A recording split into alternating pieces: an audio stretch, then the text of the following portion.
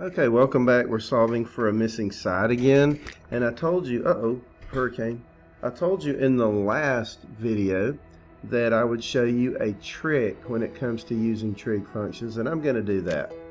I'm going to start off by doing that. You're always going to have some kind of equation, okay? Let me flip this over on the back. You're always going to have something like tangent of 45 equals x over 2 or something like that.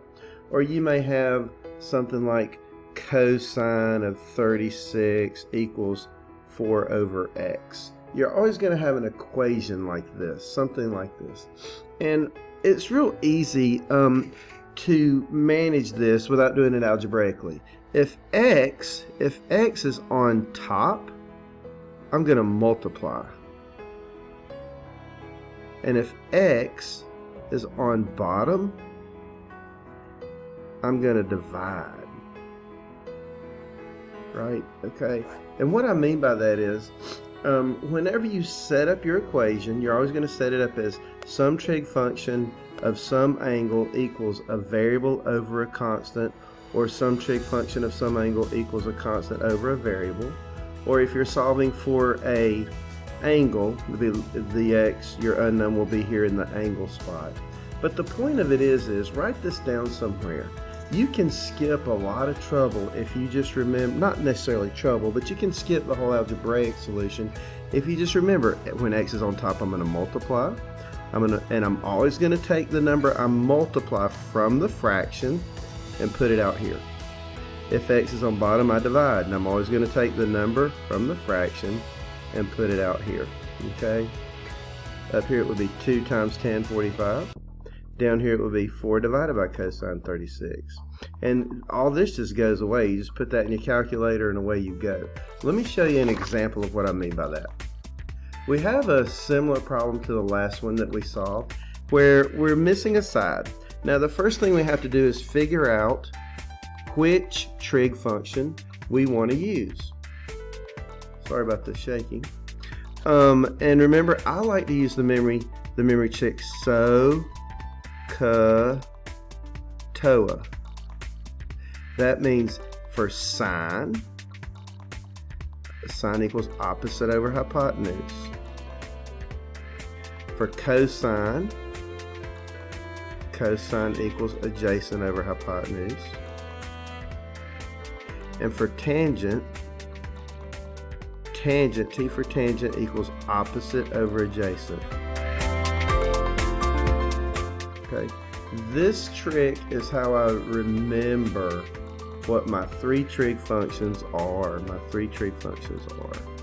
Now I have to pick 1, 2, or 3. I have to pick one of these to solve this equation. The first thing I need to do over here is identify my sides. I'm always going to start with my hypotenuse. My hypotenuse is the furthest away from my right angle. Now it doesn't matter if this triangle were turned this way. This would still be my hypotenuse.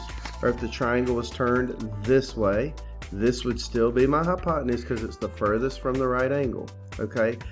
Don't just think that it's always going to be up here, because it's not. The opposite, adjacent, and hypotenuse depend on the right angle location and the angle you're working with.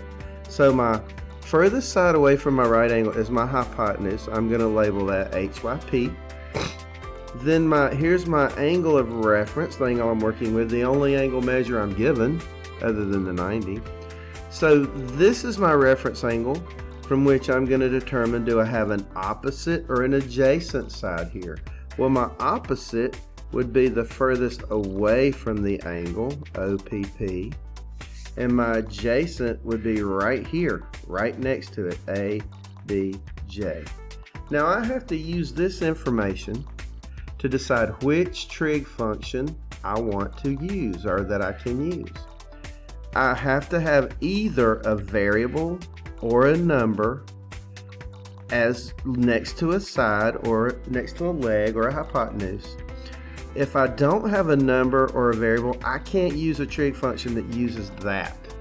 So up here for opposite, I don't have a variable and I don't have a number for my opposite side. So I'm going to go over here and find anything to do with opposite. Oh, this has opposite.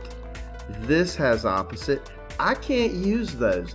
I can't use sine and I can't use tangent because I don't have an opposite value. That leaves me with cosine. That leaves me with cosine. So I'm going to use cosine to solve this for this missing side, and I'm going to show you the trick about when to multiply and when to divide. Let's write it up. Cosine, you're always going to put it in an equation like this, and your angle measure goes here, of 63 equals. It says I have to get my adjacent side on top. This is my adjacent. Oh, it's an x. And my hypotenuse on bottom, here's my hypotenuse. It's 19.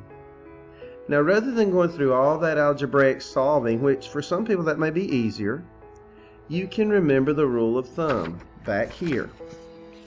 When x is on top, I multiply. When x is on bottom, I'm going to divide. And I'm always going to pull the number from my fraction and put it out here in front to either multiply it by this stuff or divide it by this stuff. Let's try it. Let's try it. Well, x is on top. X on top. That means multiply. Okay? X is on top, so I multiply what? Well, I always take my number, take the number from the fraction. Take the number from the fraction, 19, and put it out here in front. That's all you have to do. I'm going to put the number 19 out here in front, and I'm going to forget about everything else. I'll rewrite as 19 times the cosine of 63, okay, equals x, my x. Let's put that in the calculator and see what we get for this missing side. Crank it up real quick.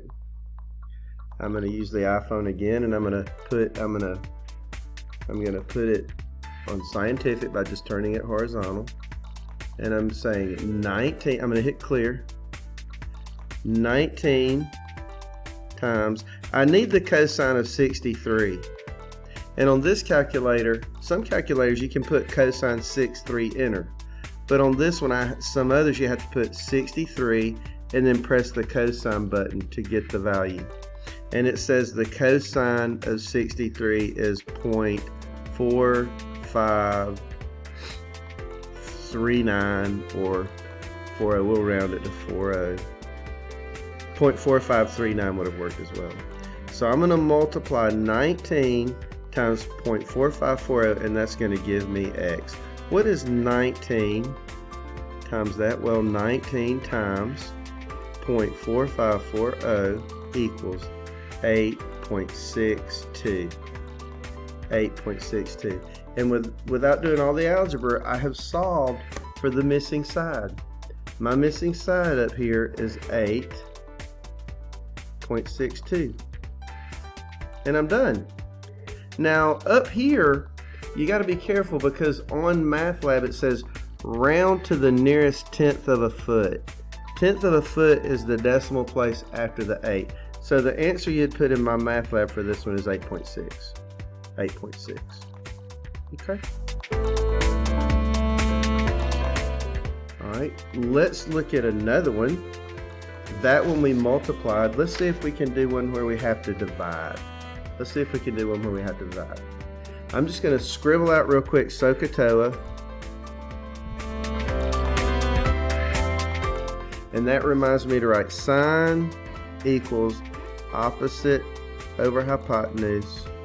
Cosine equals adjacent over hypotenuse. And tan equals opposite over adjacent. Now you don't have to write that on your paper every time. I'm just doing it here so I can show you how I'm choosing the trig function that we're going to use. Let's label our triangle. The side that's the furthest away from the right angle is the hypotenuse. And I can see real quick the hypotenuse does not have a variable and does not have a number. So we can't use anything over here that has hypotenuse in it. But let's keep labeling. Over here we have the top angle now. This angle The opposite side from this angle is all the way down here at x, sorry, OPP. That the only thing left is the adjacent. So the adjacent is right here, ADJ. Now on this triangle, I don't have anything for hypotenuse, so I can't use it. So I see that this function has hypotenuse in it.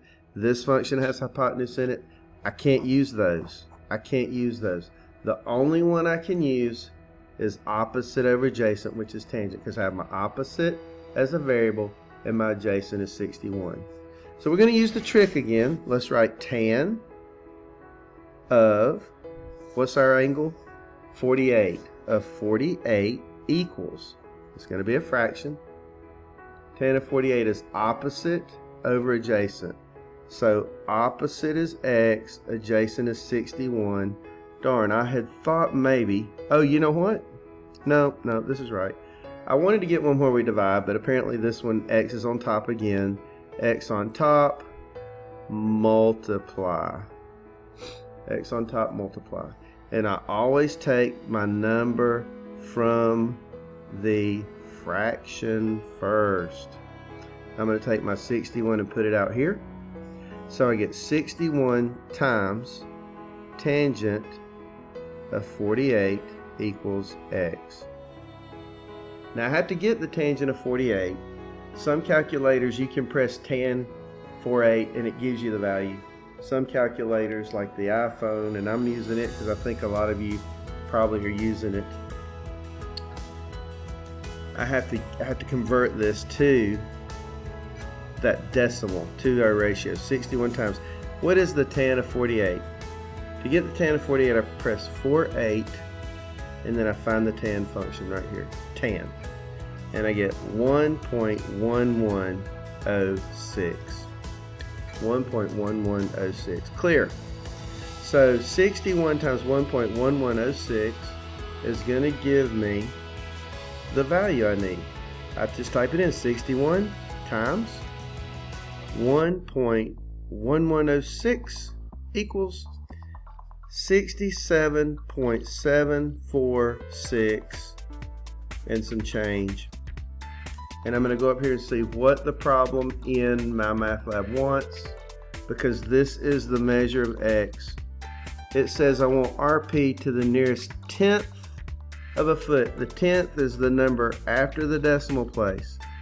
Okay, you don't look at this 6. Don't let the 6 round the 4 up to a 5 and then the 5 to a, don't do that. You only look one space over. 4 does not round the 7 up. So my answer is going to be 67.7. That's going to be the answer I put in my math lab. And so remember, x on top I multiply, x on bottom I divide. Good rule of thumb.